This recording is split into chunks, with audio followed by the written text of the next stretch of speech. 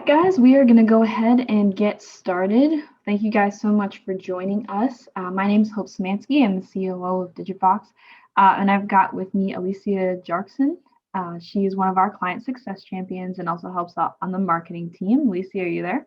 Yep. Hey, guys. Hey. So this screen says 5 p.m. Eastern, but we're going to start now. That's from last couple of weeks ago when we did this, but we are starting now. So we just forgot to update this slide. So again, thank you guys so much for being here. We are going to go through a little bit about what is inflation, what's fractional reserve banking, how to hedge against inflation, how to beat out the financial system. And this recording should be available on YouTube later. We have another one that we recorded a couple weeks ago, so we'll pick whichever one seems to be the best one, and then we'll post it on YouTube so you guys can rewatch it if you would like, or share it with family and friends. Just to start off here and let everyone know, this is not official financial advice. Like all material that we produce at Digifox is purely for educational purposes. But feel free to comment in the sidebar there and converse amongst yourselves. If you guys have any questions for the Q&A later, please put them in the Q&A box at the bottom of your Zoom screen. So there should be a little Q&A chat bubble thing at the bottom of your Zoom screen. And if you have any questions for the Q&A, we would recommend you put them, we prefer you to put them in there so that we can see them. If you put them in the chat, they could get lost. Also, please don't put any questions in Discord because we're not going to check that while we're on the webinar. So the best way to get your question answered would be just to put it in the Q&A box at the bottom of the screen, and we will get to it as we have time. So first come, first serve basis, put your questions in. So with that, we are going to go ahead and get started. There we go. So like I said, we're going to be talking about here how to beat out the financial system. And we're going to kind of keep this conversational. Alicia and I are going to chat back and forth, kind of keep it podcast style.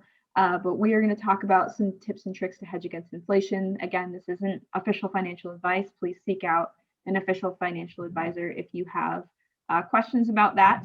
But this is just general tips and tricks that a lot of people use. So we wanted to provide some of that educational content. Another thing to note is we're going to use the United States as an example in a lot of our slides, just because the United States dollar, a lot of currencies are based off of the United States dollar. So we're going to use the United States as an example in most of our slides here. So just a quick heads up. All right, first off, to get started, over 20% of all US currency was actually created last year. So of all the currency that is in circulation within the US right now, 20% of it was created in 2020, which I thought, I don't know if you knew that before, Alicia, but that was kind of surprising to hear from my point of view, because it just seems so recent that, how. Yeah, well, it's been getting bad for like a while, but it really jumped up last year due to COVID. And so now we're at the point where it's like 20% in just 2020. So yeah, it's a really like steamrolled. And I think that's why now, especially Bitcoin is like going wild. A lot of coins are going crazy in the DeFi space right now. Yeah. So what is inflation in particular? Basically, it's when inflation occurs when a governing authority of some kind artificially inflates the money supply. So basically, adding in money that didn't exist before so that more money exists in the ecosystem. There's more dollars in circulation. And that ultimately means that the value of each individual dollar that you own or anyone else owns is going to go down because there's more dollars in circulation. It's just, if you remember back to like any economics classes you've taken, anytime you add more supply, the demand for those goes down. So if there's more dollars, the demand for them is down. They're worth less than they were because there's more of them. We'll kind of go into that in a little bit more depth in a little bit here. So this is a graph of projected annual inflation rates from 2013 to 2024 in the United States.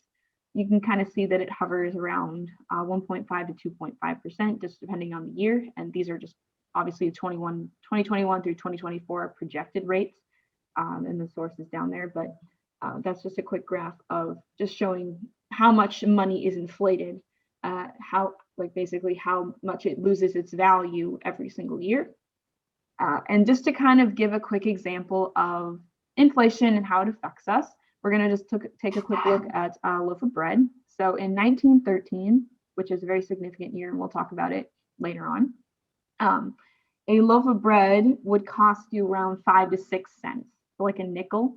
And in 2013, which is only 100 years later, that same exact loaf of bread would cost you $1.42, which is kind of insane. That's like 2,500% increase in price, which is basically the bread itself didn't change. It's just that there was more dollars in circulation and more dollars fighting over the same piece of bread. So the price had to rise in order for businesses to stay, in business. When everyone has more money to spend, businesses have to raise their prices so they can, make profit, and they can pay their employees. And then their employees make more money so they can go and buy things that are increased in price because other businesses have increased their prices as well.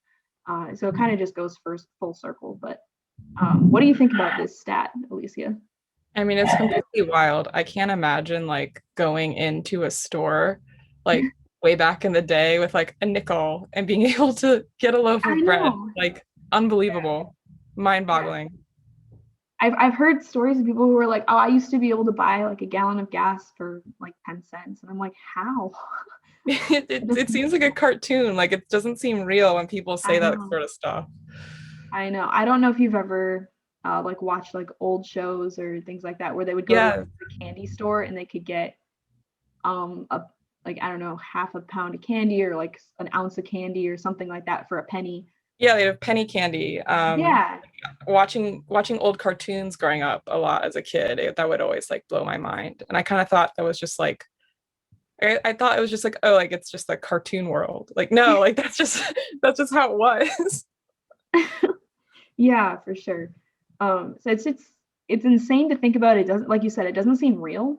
But that's just what happens when there's more money in circulation, because everyone has more money to spend, so might as well raise the prices. So then everything kind of inflates in price. Like I said, the bread itself is the same bread. Like it's not like it suddenly is more valuable. It's just the price on it has risen because there's more dollars to fight over it. So this is kind of an example of how the system seems to be kind of working against people. So this number here on the left is this 3.22%, is going to be the average rate of inflation in the US year over year.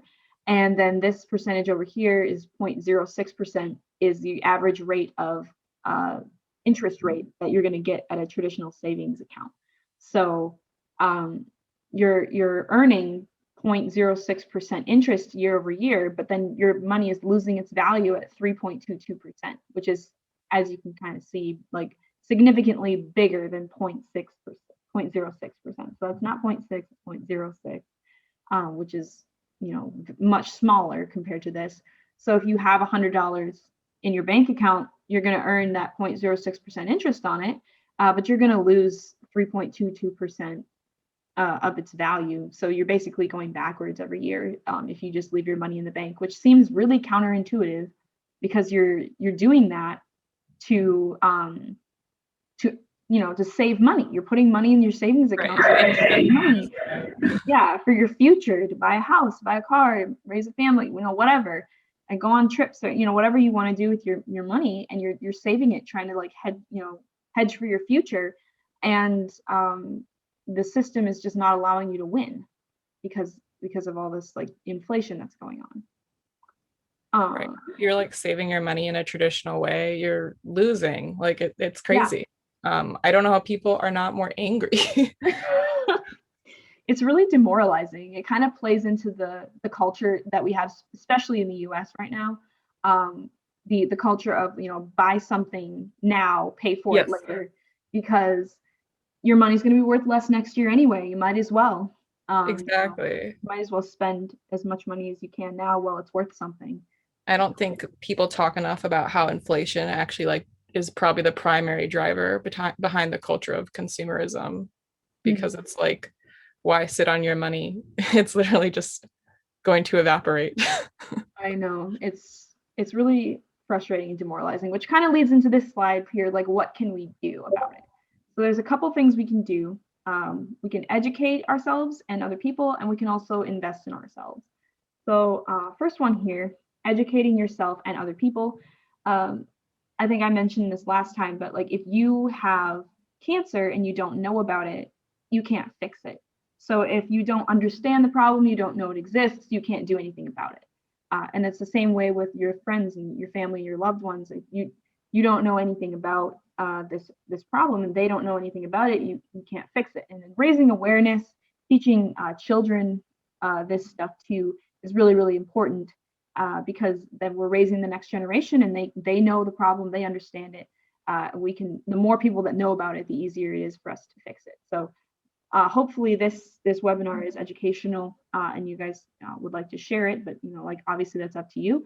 But there's a lot of other resources out there. There's a lot of blog articles and videos. We have a ton on our website and our YouTube channel, but there's other sources too you can check out and learn more about this topic. And so I would really encourage you to continually constantly educate yourself on this kind of topic. And others, let people know about like inflation and the Fed and fiat. It's very important that like I don't think a lot of people understand this. And if more people did, I think they'd be more mad about it and they'd be doing more about it. Exactly. Yeah. A lot of people sometimes say like ignorance is bliss, but ignorance is also dangerous. It is dangerous. Mm-hmm. Very dangerous because like if you don't know, like I said, if you don't know you have cancer or something like that, then you can't fix it. Mm-hmm. So, it's very important to educate yourself and other people. And then the second thing you can do, and again, this isn't financial advice, but it's what a lot of people do end up doing. I personally do this, is investing in yourself. So basically, investing in assets of some kind that are not going to be affected by inflation, that are not going to depreciate over time and get less and less valuable by just holding on to it.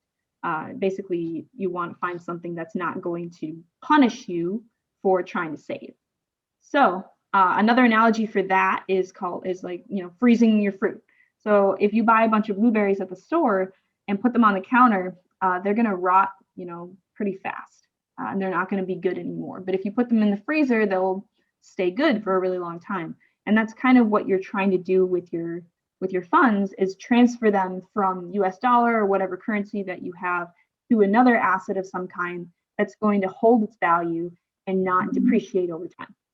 So let's talk a little bit about what the characteristics of a good currency looks like. So what kind of currency should we probably be looking for to freeze our fruit with? This is just widely accepted as good characteristics of good currencies. But again, this isn't financial advice. So we'll just go through some of these characteristics. Some people say there's less. Sometimes people people vary between there's 5 characteristics to 10 characteristics. So we just have these 6 on the slide here. But if you do more research, you'll probably find more. You'll probably see similar terms. So first of all, scarcity. It has to be something that is rare, that you can't just go and create, like I don't know, like fiat. Yeah, like plastic. Yeah, like plastic chips or something like that. People can go and make more of that pretty easily. Or leaves, like tree leaves, that people can just go get in abundance. So that wouldn't be a good form of currency, because then people would just be able to go pick leaves off trees and use it as currency. Gold is a really good example of scarce currency because there's a limited, finite amount of it. And then the next one here is liquidity. If it's going to be currency, it's got to be accepted, and like people have to accept it. Again, if I used like leaves and I tried to buy milk at the gas station, no one's going to just let me buy milk with leaves. That's not going to work. So it has to be something that people are actually going to accept. And the only way that works is if the general population, in the majority, accepts it, or if a governing authority says this is currency because I said so. So that's how what the US dollar is right now, is kind of a little bit of both. Is the government says this US dollar has value because we say so, so therefore it's legal tender in the United States. Gold is one of those currencies that is liquid because everybody accepts it as currency. Like all over the world, you can basically use gold and get anything because people widely accept it as legal currency. Then this one here, fungibility, it basically means like 1 ounce of gold has to equal 1 ounce of gold has to equal 1 ounce of gold. So it can't like change, like my ounce of gold can't be worth more than Alicia's ounce of gold. And I think we talked about this last time, but then the Middle Ages or in Roman times, there were people that would shave off the edges of the coins, like the gold coins or the silver coins, so that they could melt those shavings down and make more coins. And then they would just call it the same amount, which is basically like a older form of inflation by creating this like more currency out of the same supply, but expanding it and then calling it all the same, basically creating currency out of thin air. But so then people started putting ridges on the coins so that you couldn't shave off those. If you shaved off those ridges, people would know that you shaved your coins, or they would have scales at their booths so that if you took your silver or your gold over there and they would weigh it to make sure you actually had the amount that you said you had, because people were trying to like shave it off and it was a big problem like throughout lots of ancient cultures, and the offenses for doing this, if you were caught, could be very big. I mean, because it was a serious problem. It affects everyone like over time. Yeah, for sure. Because it's basically like if I take the silver and I melt it down and they even would like take the silver, melt it down, add like some extra different metal to it, to the mixture, and then re-mint it, and then they would have more coins because they had more material, but they would call it the same thing even though it was only like 90% actual silver. But they called it 100% silver, and they were like, hey, look, I have all this money now, but they actually didn't. The next one here is portability, being able to carry it around, or transfer it from one spot to another. Digital currency has made that a lot easier, like digital bank accounts and such. But gold is not a good example of this. It's very, very heavy. It's not fun to carry around a bunch of gold and try to pay for things with it, which is why paper money was originally invented, was so that you didn't have to carry all this gold and silver and heavy stuff around. Right, it was just a representation of like gold sitting somewhere else.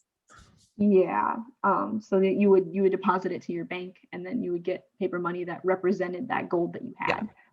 So the paper money was backed by gold; it just represented gold, and we'll get into why that was an issue in a little bit here. And then divisibility, being able to divide, your currency into smaller bits. Gold, again, is not a good example, because if you have an ounce of gold and you need to divide it down into something else, or if you wanted to use gold right now to buy, a loaf of bread, you would have to like shave off some of it and like give someone some dust or something, like, hey, here's some gold for this bread. And that dust could get lost and blow away or something like that. The US dollar works really well for this because you can divide a $100 bill into like $50 bills, $20 bills, 10, 5, 1. And then into different, like smaller than a dollar too, like pennies and nickels and dimes, quarters. And then Bitcoin also can be divided down. Like you can have fractions of a Bitcoin, you can have Satoshis, and then if that ever became too big, we could divide that. It's infinitely divisible. Keep dividing it down forever. Awesome. Yeah. So that works out really well. But it's a big reason why gold didn't stay the standard, because it's not portable, it's not divisible. And then durability, it has to be able to, not be destroyed easily. Like, again, like fruit is a really bad currency because it gets destroyed. Like the paper dollars that we have now, they're decently durable, but they still can be burned. They can, they could still get destroyed or ripped up or shredded. Gold is a good example of this because gold cannot be destroyed. It's an element. So it doesn't burn easily like a lot of other metals. Like silver tarnishes very easily, and so this is why gold is really it doesn't rust or anything. So Gold is very durable. Cryptocurrency is very durable as well because it's electronic and can't be created or destroyed if the contracts are set up correctly. Great, moving on to this. So speaking of gold, gold was one of the first currencies that people would use for trade. It used to be that people would barter for things. Like I'd say, hey, I have 3 goats and I want, 10 loaves of bread from you. So, but the problem came in is if you don't want 3 goats, then I'm stuck with 3 goats and no bread. And I would have to like go find somebody else. Like, well, what do you want? Like, oh, you want a blanket? Okay, well then I got to trade these goats somehow to get, it was just really complicated. Yeah. So, so gold was kind of meant to be this universal currency, to be, okay, like I can use this to buy anything and then you can use that to buy anything you want, so that we don't have to, it's like a utility token basically. Then you don't have to use it you don't have to like barter and like, do all of this complicated thinking to try to figure out how to get what you want. It's a limited supply of gold. There's, it's very finite, it's indestructible, and it's inflation resistant because you can't create more of it. In the Middle Ages, there were people like called alchemists who did try to make more of it, but they could not. And that's another reason why they would have scales at the marketplace, because the fake gold didn't weigh the right amount. It didn't weigh the same as the real gold. So there was no way for them to actually like create more of that element.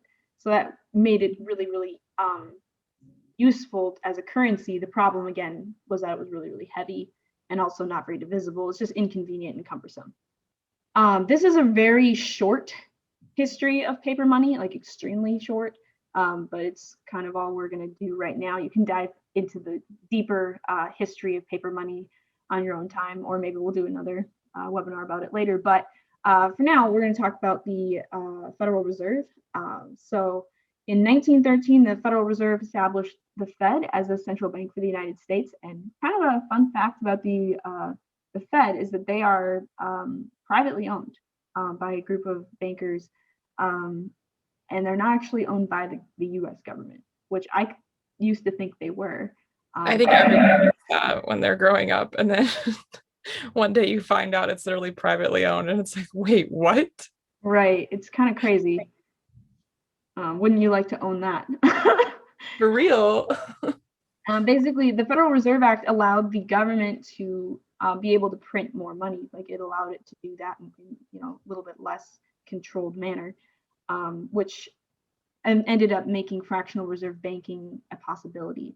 So the way fractional reserve banking basically works is banks are required to have a certain percentage of the funds that are deposited on hand. They're required to have a certain amount, like in cash on hand, in the bank deposited. They're like, let's just say, for example, like 10%. It varies from bank to bank, but we're just going to use 10% as an example.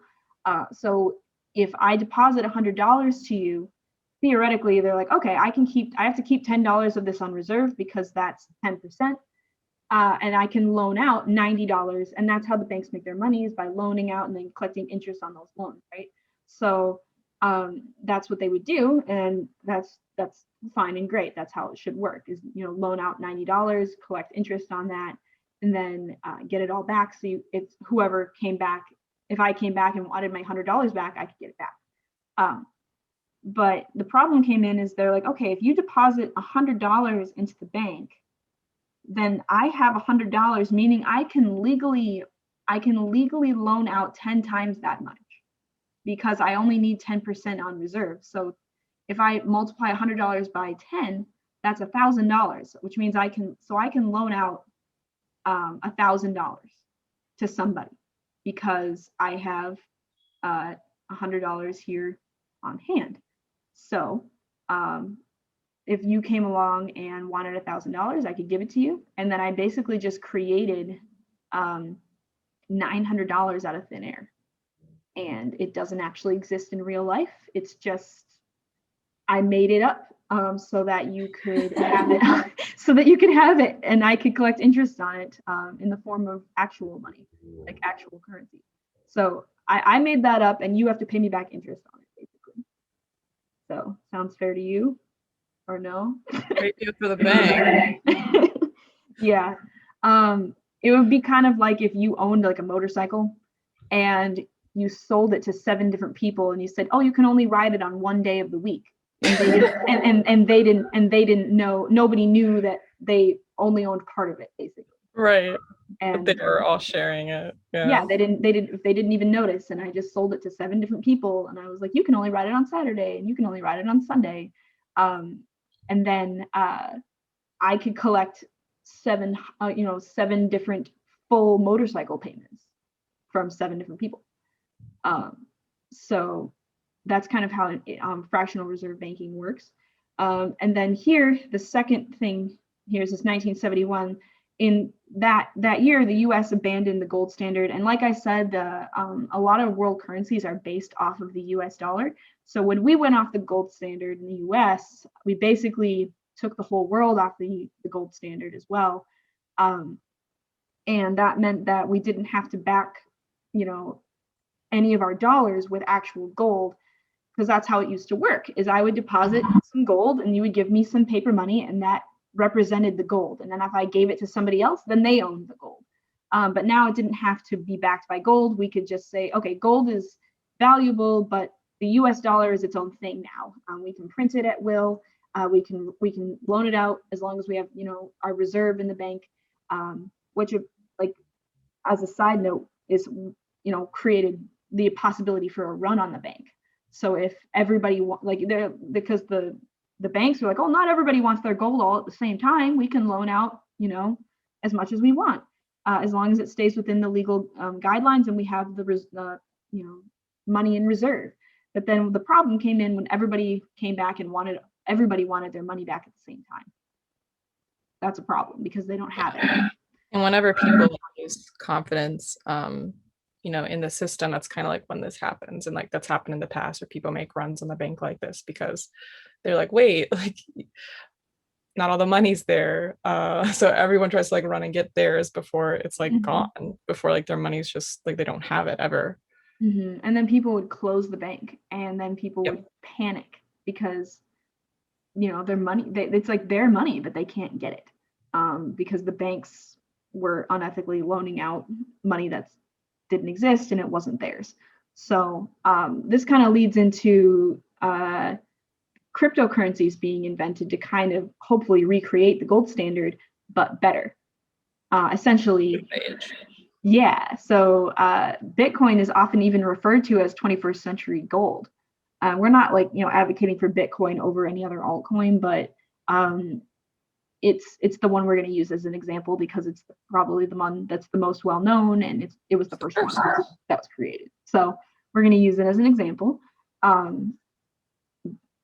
Bitcoin and any other cryptocurrencies kind of strive to embody these characteristics of a good currency to hopefully recreate the gold standard and bring things back to a decentralized place where the government can't control the money supply, and basically no one can control the money supply, which makes things a little bit more stable. It makes it easier to save for your future because the money's not going to keep increasing decreasing in value. So going through this really quick, Bitcoin is scarce. There's only 21 million Bitcoin in circulation. I'm pretty sure that's the number. And so there's never going to be more created. So there's a limited supply of it. We'll go back to this one in a minute. Fungibility, one Bitcoin is one Bitcoin. It's always that way. It's not like my one Bitcoin is not worth more than Alicia's one Bitcoin. And it's digital, so you can't shave it off and make it no coin. You can't make it worth something different. It's one Bitcoin is always one Bitcoin. That's just the way it is. And then portability, it's digital. You can send it from your phone to another device. It's extremely easy to carry around because all you got to do is carry your phone, which you carry around with you, everywhere anyway. So it's extremely easy to carry. So it's very portable. And then divisibility, like we already mentioned before, it's infinitely divisible. You can have fractions of Bitcoin, you can have Satoshis and smaller and smaller and smaller. So it makes that really, really easy and solves that problem that gold kind of failed to solve. And then durability, it's very durable and can't be destroyed because it's digital. So, I mean, we'll talk about in a minute here after I get back to this point. Like there have been instances, we can talk about it now. There have been instances where Bitcoin or different currencies, different altcoins or Ethereum or whatever, have been lost. Like if people send it to the wrong address or they lose their seed phrase and it's lost, and then because it's a decentralized system, no one can find it again. No one can get access to it again because it's decentralized. So that's the kind of the danger that a lot of people in the crypto space are trying to fix and create solutions for, to make it so that it's less, less difficult to lose. And then the other problem right now that cryptocurrency, could arguably be facing is liquidity, is getting people to actually accept it as currency. I know a lot of people, especially in the beginning, didn't trust it, and weren't really sure what to do with it. And right now, if you went to the store, you probably couldn't use Bitcoin to buy anything, because the world doesn't widely accept Bitcoin or Ethereum or any other altcoin as legal currency right now. It's not really easy to pay for things with it. So that is another struggle that the space is trying to overcome at the moment. And that's kind of the debate of whether or not that'll actually ever be realized or not. Because like I said, the only way for things to be liquid is that if everyone accepts it, or if the government comes in and says, this is how it is. So this, and then this other point here of potential loss because it's not backed, it's not protected by any centralized exchange, because we're trying to get away from that. That's the kind of the point of crypto. Those are the only two things right now that the space is really trying to solve on that. So just to kind of recap a little bit before we get to Q&A, the first thing you want to do, and again, none of this is financial advice officially. Please seek out official financial advice if you guys really would like some counsel on how to hedge against inflation and how to really beat out the financial system. But educating yourself is a really good way to do that, like watching this webinar or sharing this, or researching things on your own.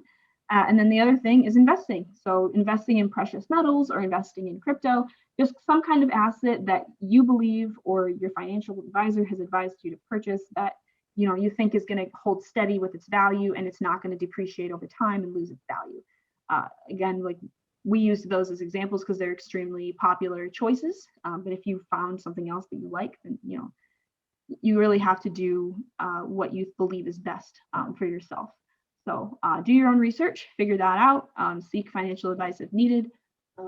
And then you can always reach out to us too if you have just educational questions, and we'll try to point you in the right direction to find some educational resources.